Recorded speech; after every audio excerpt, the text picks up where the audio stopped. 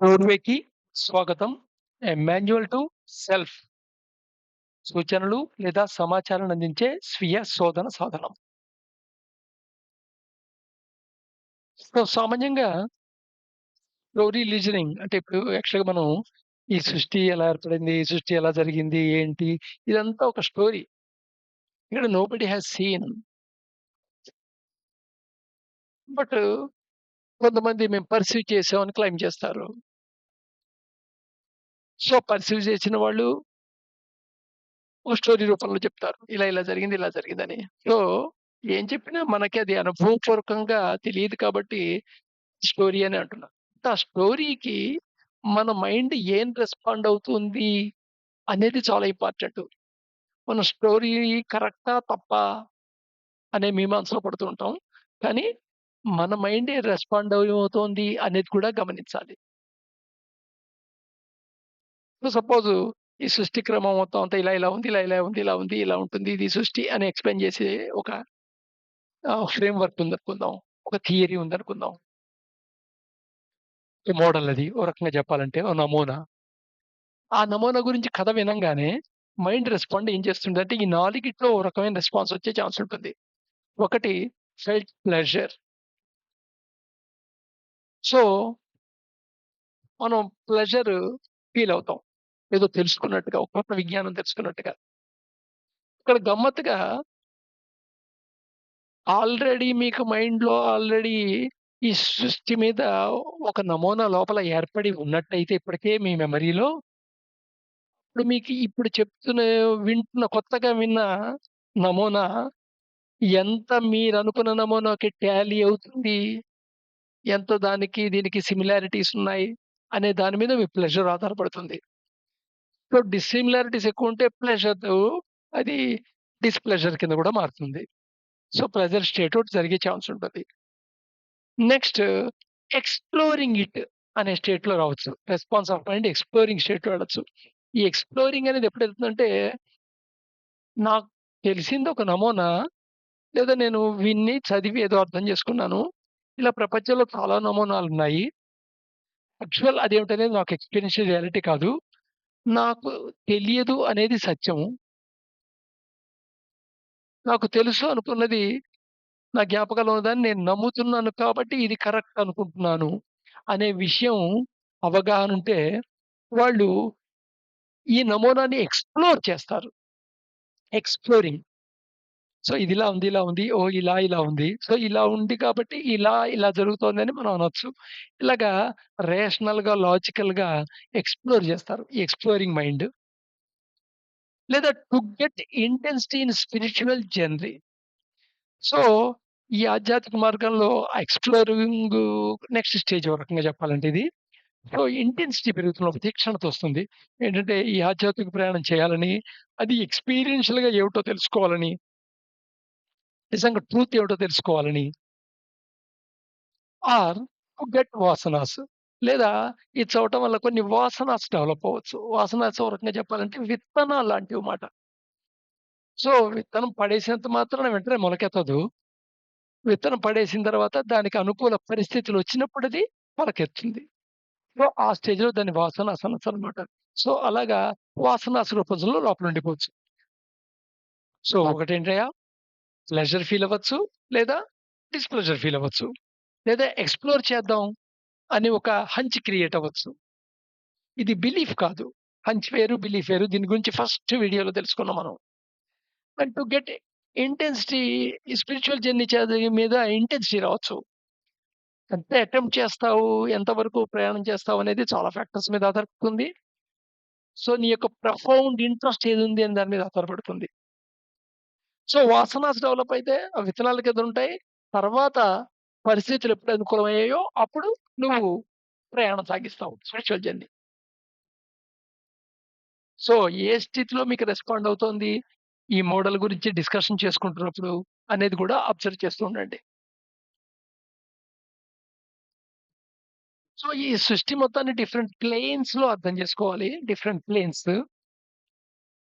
ఈ different planes అంటే ఇది జియోగ్రాఫికల్‌గా ఇంత ఎత్తులో ఉంది, ఆ ఆకాశంలో అంత దూరంలో ఉంది, ఇంత దూరంలో ఉంది అనే ట్రూ మీనింగ్ తీసుకోవటానికి ఉండదు. బట్ దీన్నెలా చెప్పొచ్చంటే ఒక పోల్‌ని అబ్జర్వ్ చేస్తుంటే, ఆ పోలు ఇలా ఆకాశంలోకుంది. ఆ పోల్ కొంత దూరం దాకా కనబడుతోంది. తర్వాత నీకు పోల్ కనబడట్లేదు అన్నట్టుగా అనిపిస్తుంది. సో, కనబడకుండా ఉన్న పోల్ పార్ట్ ఏదైతే ఉందో ఇక్కడ డాటెడ్ లైన్‌తో గీస్తున్నాను. ఈ కనబడకుండా ఉన్న పోల్ పార్ట్ ఉందే, ఆ పోల్ పార్ట్‌ని రియల్ యూనివర్స్ అనొచ్చు. అది క్రియేషన్. అది సెన్సెస్‌తో చూసేది కాదు. ఎందుకని సెన్స్ ఆర్గాన్స్‌తో కళ్ళతో చూసేది, చెవులతో వినేది, చేతితో స్పర్శతో చేసేది, స్మెల్ ముక్కుతో చూసేది కాదు. సో, అందుకని క్రియేషన్ అనేది సెన్సెస్ అక్కడ బాడీ అక్కర్లేదు, సెన్సెస్ అక్కర్లేదు. ఇంకా చెప్పాలంటే మైండ్‌కి సంబంధించిన విషయం కూడా కాదది. సో, దాన్ని రియల్ యూనివర్స్ అనొచ్చు. దాన్ని క్రియేషన్ అంటాం. సో, ఏదైతే నీకు నీ సెన్సెస్‌తో నువ్వు చూడగలిగే ప్లేన్స్ ఉన్నాయి గదా! ఆ సెన్సెస్‌తో చూడగలిగే ప్లేన్స్ ఉన్నది మనం ఎగ్జిస్టెన్స్ అంటాం. సో, నాన్ రియల్ యూనివర్స్ అని చెప్పాలి దాన్ని. ఇక్కడ రియల్ అంటే శాశ్వతంగా ఎప్పుడూ ఉండేది. దానికి స్టార్టింగ్ అని లేదు. దానికి ఎండింగ్ అని లేదు. ఎప్పుడూ ఉండేది అని రియల్‌గా. నాన్ రియల్ అంటే దానికి స్టార్టింగ్ ఉంటుంది. ఎండింగ్ ఉంటుంది. సో, యూనివర్స్ మొత్తాన్ని real universe, non real universe అని 2 విభాగాలు 2 ప్లేన్స్ కింద విభజించాం. దీంట్లో రియల్ యూనివర్స్‌లని క్రియేషన్ అని చెప్తున్నాం. నాన్ రియల్ యూనివర్స్‌ని ఎగ్జిస్టెన్స్ అని చెప్తున్నాం. సో, ఎగ్జిస్టెన్స్ అనేది క్రియేషన్ రియల్ యూనివర్స్ నుండి నాన్ రియల్ యూనివర్స్ అనేది వ్యాపించి ఏర్పడినది. అంటే సూర్యుడి నుండి ఎలాగైతే సూర్యకిరణాలు వ్యాపిస్తాయో, అలా వ్యాపించి తద్వారా ఏర్పడినది అని అర్థం చేసుకోవాలి. సో, ఈ నాన్ రియల్ యూనివర్స్ ఏదుందో ఎగ్జిస్టెన్స్‌దో అది is the domain of mind. మన మైండ్‌లో నువ్వు ఏది ఆ థాట్ లెవెల్‌లో ఆలోచించగలిగినా, ఏది ఎక్స్‌పీరియన్స్ కాగలిగినా నీ బాడీ అండ్ మైండ్ సెన్సెస్‌తో అది ఎగ్జిస్టెన్స్‌కి సంబంధించినదే. సో, ఫస్ట్ ఇది చాలా ఇంపార్టెంట్. నా కల్లో దేవుడు కనబడ్డాడు అనేది అనుభవం కాదది. అది నాన్ రియల్ యూనివర్సిటీ మ్యాటర్ అది కూడా. నెక్స్ట్ ఈ రియల్ యూనివర్స్‌లో ద లాస్ట్ ప్లేన్ పాయింట్‌ని ఏమనొచ్చంటే నాదిర్ అని పిలుస్తారు. ఇన్నర్‌కి అల్టిమేట్ ఇన్నర్‌నెస్‌కి సింబాలిక్ మాట అది. ఈ real universe and non real universe existence and creation ఉన్నాయే, ఈ రెండిటిని సెపరేట్ చేస్తున్న భాగం ఏదైతే ఉందో, ఈ సెపరేట్ చేస్తున్నది, ఆ సెపరేట్ చేస్తున్న పాయింట్ ఏది టచింగ్ పాయింట్ ఉందో దాన్ని మహా అని చెప్పొచ్చు. మహా రీజియన్ అని చెప్పొచ్చు. ఈ నాన్ రియల్ యూనివర్స్‌ని మళ్ళా 3 డిఫరెంట్ ప్లేన్స్ కింద మనం విడగొట్టొచ్చు. మేజర్ ప్లేన్స్ కింద. భూ, భువః, సువః. భూ, భువః, సువః. సో, ఈ 3 వినంగానే మీకు ఆల్రెడీ మంత్రం ఒకటి గుర్తుకొచ్చుంటుంది. ఇఫ్ యూ ఆర్ హిందూ మీకు కరెక్ట్‌గా టక్కున జ్ఞాపకం వచ్చేస్తుంది. ఓం భూర్భువస్సువః తత్సవితుర్వరేణ్యం భర్గో దేవస్య ధీమహి ధియో యో నః ప్రచోదయాత్. సో, ఆ భూ, భువ, సువహే 3 మేజర్ ప్లేన్స్ అన్నమాట. మళ్ళీ ఒక్కొక్క మేజర్ ప్లేన్ మళ్ళా 7 సబ్ డివిజన్ మేజర్ ప్లేన్‌కి ప్లేన్స్ ఉంటాయి. సో, ఇది గురించి తర్వాత మాట్లాడుకోవచ్చు. సో, సువహ నుండి భువకి ప్లేన్స్ ఒక స్ట్రక్చర్ తీసుకుంటే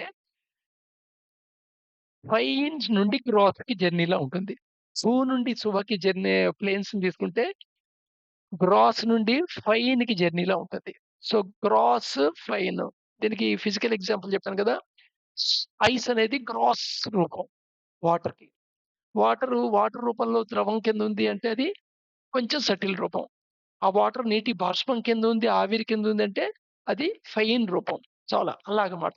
అలాగే ఈ విశ్వంలో ఉండే మ్యాటరు భూరూపం, భువః, సువః అని చెప్పొచ్చమాట. ఇది గ్రాస్ నుండి సబ్టిల్ దాకా. సో, ఈ ఎగ్జిస్టెన్స్‌లో ఏదైనా ఎక్స్‌పీరియన్స్ అవ్వటానికే ఉందిది. ఈ ఎక్స్‌పీరియన్స్ అవ్వటానికి మినిమమ్ రిక్వైర్మెంట్ ఏమిటి? Body, sense, free will. So, ఈ బాడీ, సెన్స్, ఫ్రీ విల్ ఎప్పుడైతే ఎలా వస్తాయి అంటే, ఏదైతే క్రియేషన్ నుండి ఎగ్జిస్టెన్స్‌కి చేరుతుందో, దానికి శరీరం ప్రొవైడ్ చేయబడుతుంది. Body and senses, free will provide చేయబడతాయి. ఈ ప్రొవైడ్ చేయబట్టంలో భూ ఎక్స్‌పీరియన్స్ అవ్వాలి అంటే స్థూల శరీరం ప్రొవైడ్ చేయబడుతుంది. ఈ స్థూల శరీరం అంటే ఏంటంటే నీకు ఫిజికల్‌గా కనబడే శరీరం అన్నమాట. ఏది నీ కాళ్ళు, చెవులు, కన్ను, ముక్కు, చేతులు, ట్రంక్ హ్మ్. మొత్తం నీ శరీర భాగాలన్నీ ఈ ఏదైతే భౌతికంగా నువ్వు చూడగలగో ఆ శరీర భాగాలన్నీ దాంట్లో ఉండే వ్యవస్థలతో సహా మొత్తం కలిపి దాన్ని అనొచ్చు. అదే భూవహ ఎక్స్‌పీరియన్స్ ఒకటి. అందుకని నువ్వు భూలో ఉండేవన్నీ నీ ఫిజికల్ శరీరం, భౌతిక శరీరంతో ఎక్స్‌పీరియన్స్ అవుతావు. ఉన్న వస్తువులను చూస్తావు, వాటి శబ్దాలు వింటావు, వాటిని టచ్ చేయగలుగుతావు.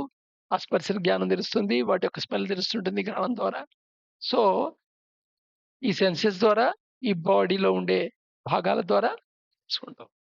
సో, అక్కడ తెలుసుకుంటావా, ఏది ఎక్స్‌పీరియన్స్ అవుతావు అనేది నీ ఫ్రీ విల్ ఉంటుంది. నువ్వు ఏది ఎక్స్‌పీరియన్స్ అవుతావా, ఎక్స్‌పీరియన్స్‌ని కన్సిడర్ చేస్తావా, చేయవా అనేది. సో, భూవాహ ప్లేన్‌కొచ్చేప్పటికి ఇది కొంచెం సబ్టిల్ దానికంటే సూక్ష్మ శరీరం. మాలిక్యులర్ బాడీ ఈస్ రిక్వైర్డ్ దీనికి. ఇక్కడ మాలిక్యులర్ బాడీ ఉంటుంది. సో, మాలిక్యులర్ బాడీకి దీనికి ఎగ్జాంపుల్ చెప్పాలంటే మన నిద్రని నిద్రావస్థలో తీసుకోవచ్చు. మెలుకుతూ ఉన్నప్పుడు నీ శరీరంతో చుట్టుపక్కల పరిసరాలన్నిటిని ఆబ్జెక్ట్‌ల గురించి జ్ఞానం నువ్వు సంపాదిస్తూ ఉంటావు. అన్నిటితో ఎక్స్‌పీరియన్స్ అవుతుంటావు.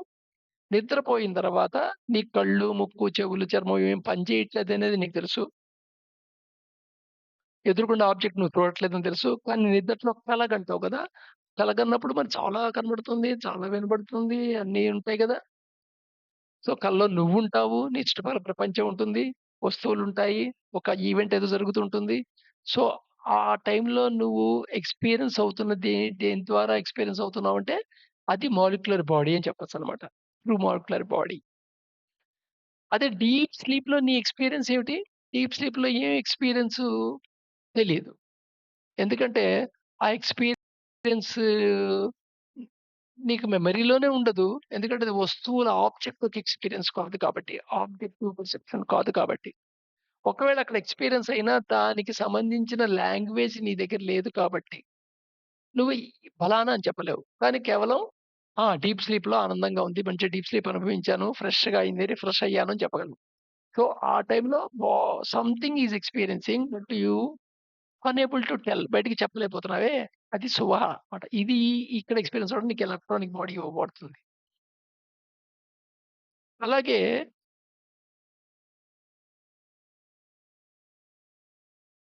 దాంతో పాటు నీకు మైండ్ కూడా ఇవ్వబడుతుంది. భూలో పనిచేసే మైండేమో చిత్త అంటాం. భువహాలి మనస్సంటాం. సువహ రీజియన్ ప్లేన్‌లో పనిచేసేదాన్ని బుద్ధి అంటాం. సో, రేపు మళ్ళా కంటిన్యూ చేద్దాం.